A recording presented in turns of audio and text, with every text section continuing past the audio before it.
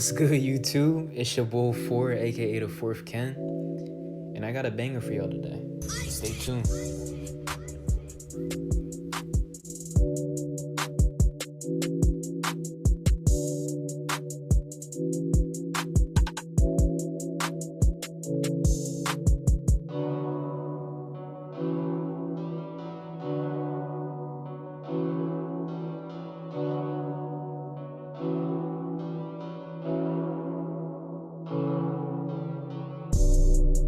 So we're gonna start off by combing his hair with a wide tooth comb, and basically what this is doing is, raising the hair up off the scalp so that the clipper will be able to catch the hair in between the teeth and cut it. And today we're gonna use our Babyliss Pro FX Barberology clippers with the number 2 guard on it to cut his hair down. Reason why I'm using a wireless clipper today, just so I can have more flexibility since the camera's kind of in my way when I'm cutting. So with the wireless clipper, it gives me more flexibility and allows me to, take the clipper around, the person's head and stuff.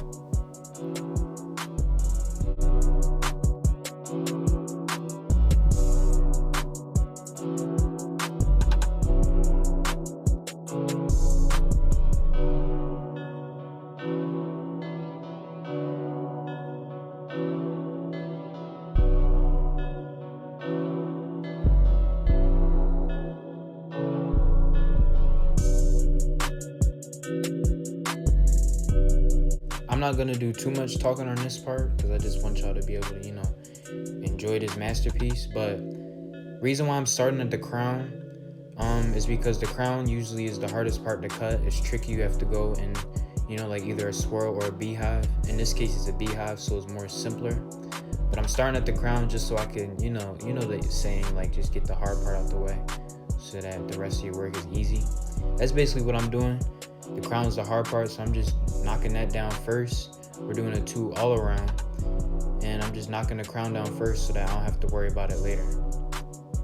But yeah, I'm just going slow, and just look at that. Like, this is crazy. Like, when I was cutting, I just was like, yo, it was crazy. But I'm gonna just let y'all watch this, and I'll be back later.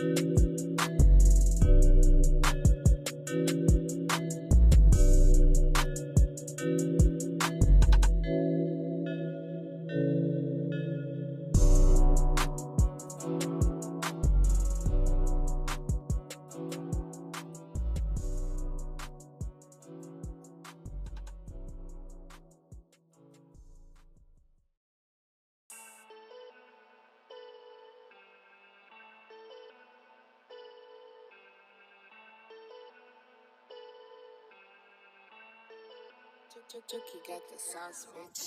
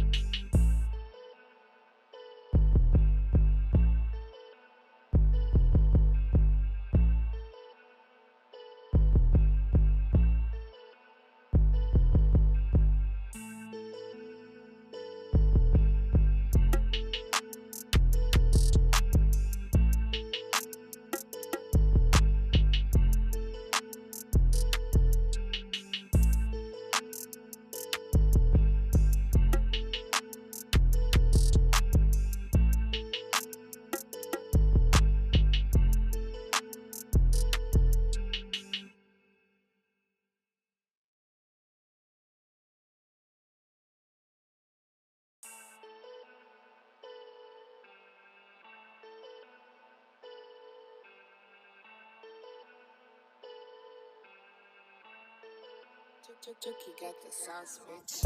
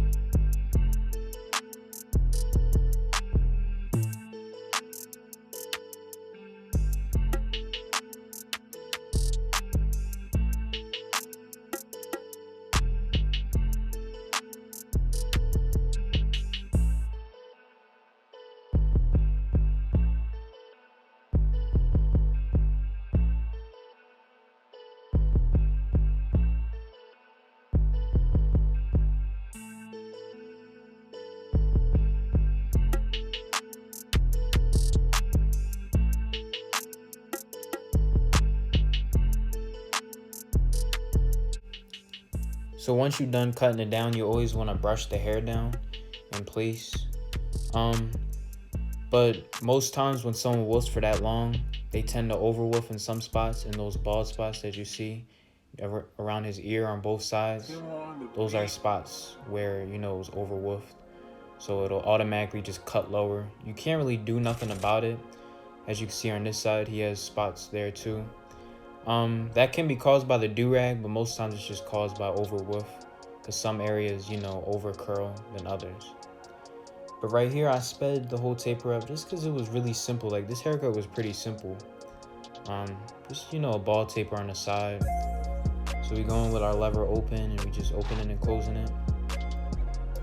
Then we grab our two just to, clear out bulk.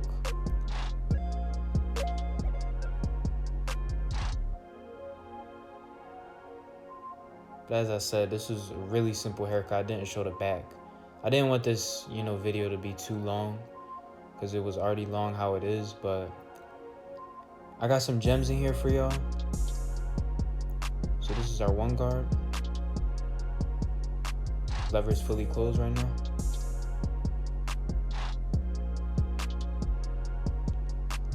And with a taper like this, like, his hair was so easy to fade that I didn't really have to take steps. I'm just trial and erroring right now, basically. Just grabbing guards that I feel like will cut that area down, to my desired length that I want it to be.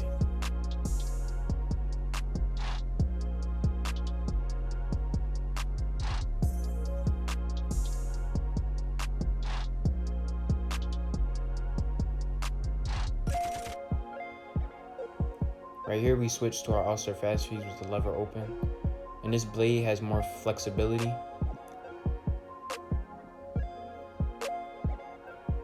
That's why I love using it without a guard. It has lots of flexibility when there's no guard on it. Like, you can go pretty high up and not take off, too much hair at once.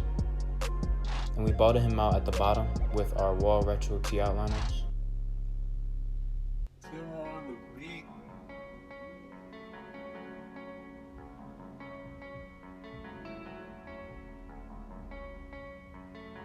And we just doing detail work, hitting it with the 1.5 guard. Then I think I'm gonna come back with my 1 guard just to finish it off.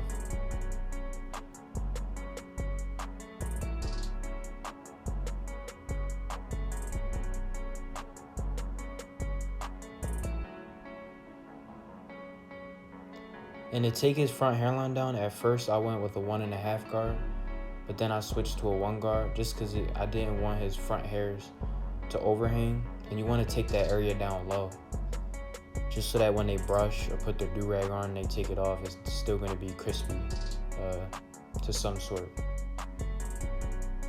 And I didn't show this process, but I sprayed his whole hairline with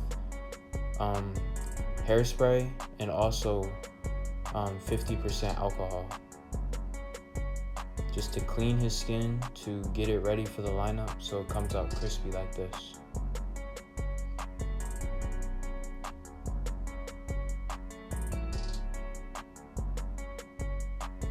And it was real tricky lining up around his ear because it was so light in that area from the overwolf spots, which caused it to look bald. Those areas were tricky, but you just want to put an invisible line on it, like how I'm doing right now, and then it will appear as if there's hair there.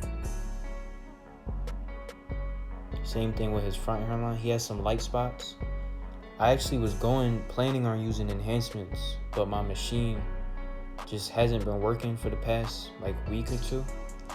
If you guys have any suggestions on how to clean it or what I'm doing wrong, I usually use alcohol and I mix it with the paint, and then I put it into the airbrush machine.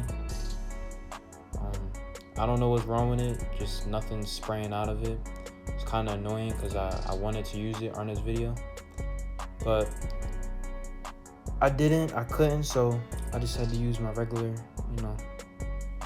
what I'm used to doing, just no enhancements. And when I don't use enhancements, I always, try and make it extra crispy to give the client the same confidence, So I tend to use the razor a little bit more to add that crispy ash line to it. So we starting on the slants of his hairline, and you want to keep the clipper diagonal. Just peep how I got it like diagonal when I'm doing that part.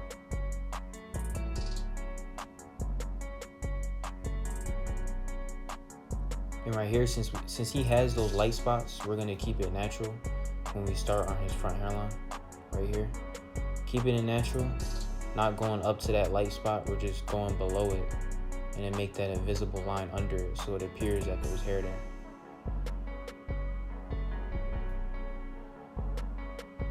And then once you add the razor line to it, it'll look as a complete haircut. It's all about finessing it. You don't always need paint. Of course, the enhancements do make the haircut nice, gives the client more confidence, but there's other ways around it. Like the pencil method, that's another way. We're just using the classic razor.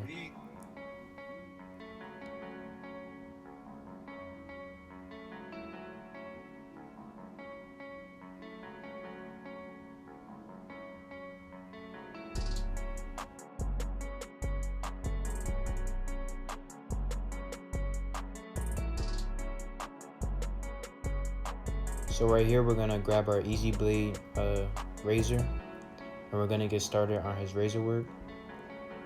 Now I'm using a different handle than I usually use. I've been trying to use blades that aren't as exposed, and this razor is a good razor to use that doesn't expose the blade as much, because I tend to feel like you can get the white line better with an underexposed blade. But shout out to Easy Blade. Use my promo code the 4th Ken for 10% off. It'll be somewhere on the screen right now. And go cop some razors.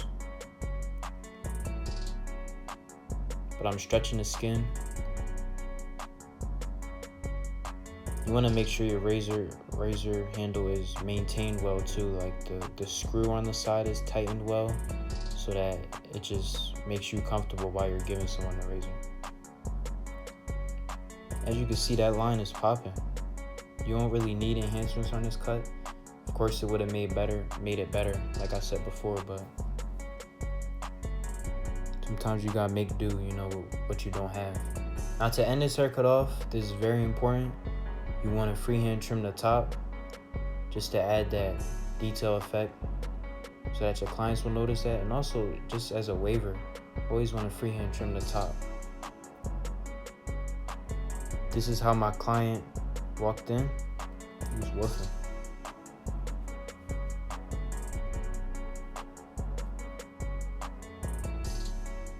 As you can see, his front line was completely overhanging. He probably had a whole afro under this once I combed it out. It's crazy.